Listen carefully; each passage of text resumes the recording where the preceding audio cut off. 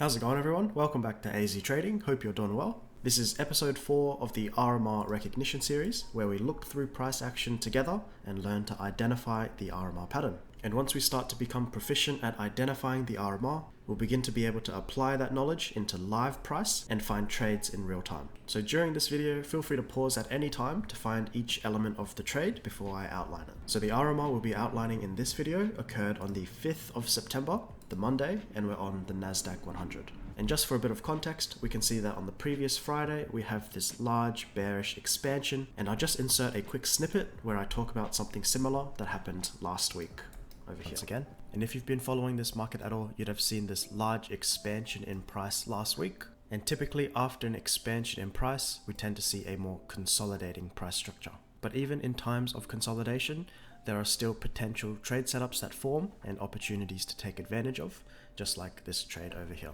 So very similar story here.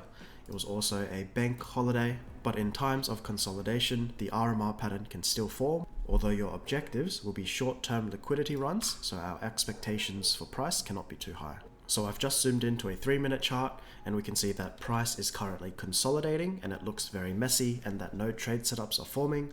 However, once we train our eyes to see the RMR pattern, things will start to clear up very quickly. So the first element is the raid, and as price is painting, we can notice that there have been relative equal lows that have been put into place, and as those lows have been reached over here, we can call that the raid.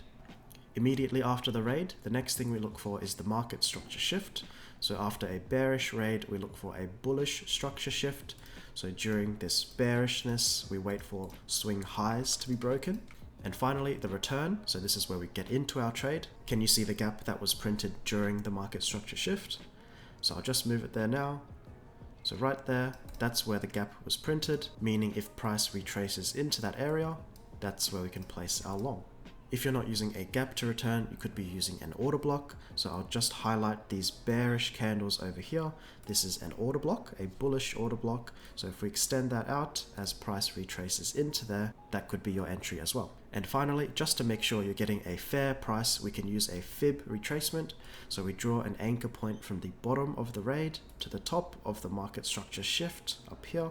And we can see that as long as price is under that 50% level, which it stabs through, then this is considered a discount in price, meaning it is a fair price to long. So let's say we've placed our order, we've got our long position. The first thing we must place must be a hard stop loss, not a mental stop loss. In most cases for me, I would place my stop at the bottom of the raid's low.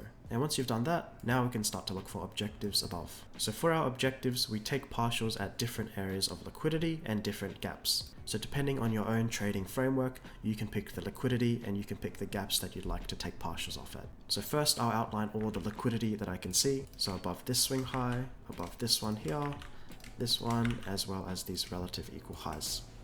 So these blue lines would all be considered liquidity objectives. The other way you can look for objectives is by using gaps. So once more, we have a small gap that has not been filled over here, as well as one up here as well.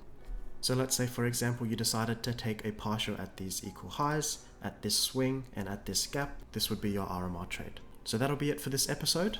If you'd like to take a screenshot of the RMR pattern without these annotations, so you can practice marking up them yourselves, I'll just hide my annotations here. But that'll be it from me. I hope you enjoyed this video. If you did, leave a like and subscribe. It makes me very happy. And if you've got any questions, leave them down in the comments. I'll definitely get back to you. But until next time, take care everyone. Peace.